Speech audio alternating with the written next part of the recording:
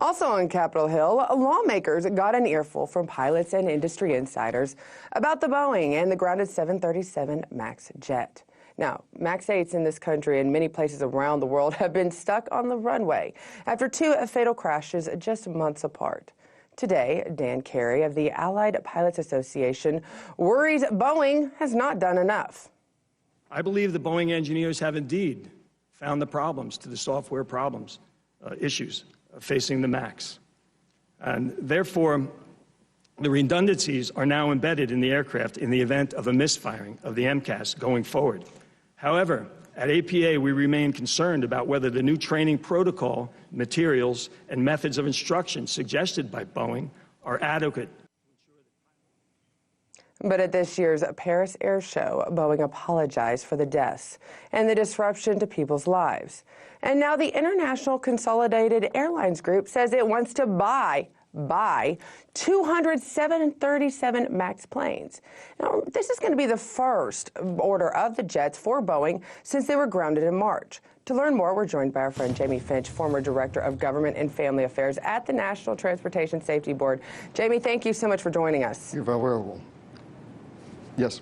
So did the angels above just smile on Boeing in the form of IAG and just save the day for Boeing? Yes, this was a very welcome news for Boeing, who came into the Paris Air Show hamstrung after all the grounding of the 737 MAX globally, and following the two crashes that they had in the last year, within the last 6 months. This is just, you could tell how good it was for them, because their stock surged 5.4% just in one day. So this is very welcome news. They had gone into this very defeated in many ways. They had gone, it had been since the end of March, since the last Boeing, the announcement of one of their sales of any of their planes. So this was a very important and crucial announcement for them, because not only was it the announcement for the 200 737 MAX series, but also that they had sold 30 of the 787 Dreamliners to Korean Air. So these are two huge orders that puts Boeing back in the game and steadying itself.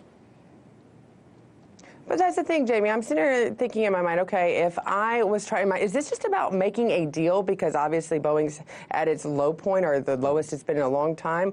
Or, because I'm looking at these planes that have been grounded. What makes IAG say, you know what, the planes are grounded for safety concerns.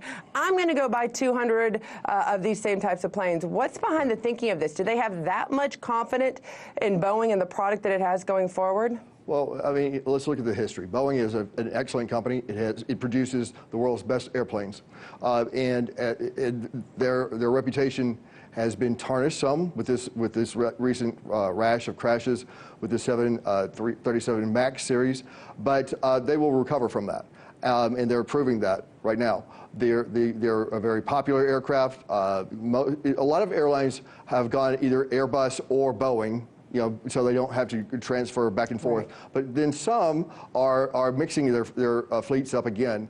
I know that IAG, International Aviation Group, who is the parent company of British Airways, Iberia, Aer Lingus, and a couple of the other discount carriers in Europe, they are going to use these 737 MAX series. It's the MAX 8 and the MAX 10 that they've done a letter of intent.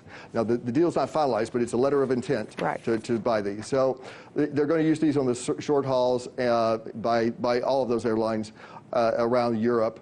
And there's a shortage of pilots, you see.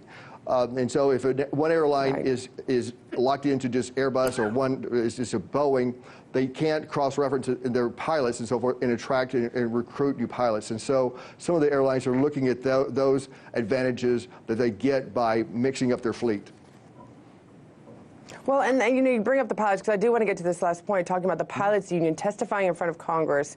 Is this more of an opportunity for the pilots union to put the blame on the plane rather than actual pilot error in these crashes or even moving forward? Well, obviously, they're going to have their own spin on this. The investigation is still ongoing. I think it's important for us to, both investigations, both in Malaysia and then the one in Ethiopia. Those crashes are still ongoing. They are going to be, they'll take about a year for them to be completed. But, the pilots have been complaining about the MAX series for quite some time. This is not something that's new, that's just come out of them after these crashes. They had confronted Boeing directly. And so, yes, right. They are going to be very, very adamant about their perspective on this and what has been a contributing factor to this. Well, it's interesting. Sometimes we found in the tragedy, sometimes that is when the most attention is given to something. And maybe this might be the safest plane to be on, because we know everybody's going to be watching. Absolutely. Thank you so much for joining us, Jamie. Thank you. Hey YouTube, thanks for checking out our channel. We hope you enjoyed the video. We have tons of content for you just like this. For more of RT America's one-of-a-kind news and analysis, be sure to subscribe and never stop questioning more.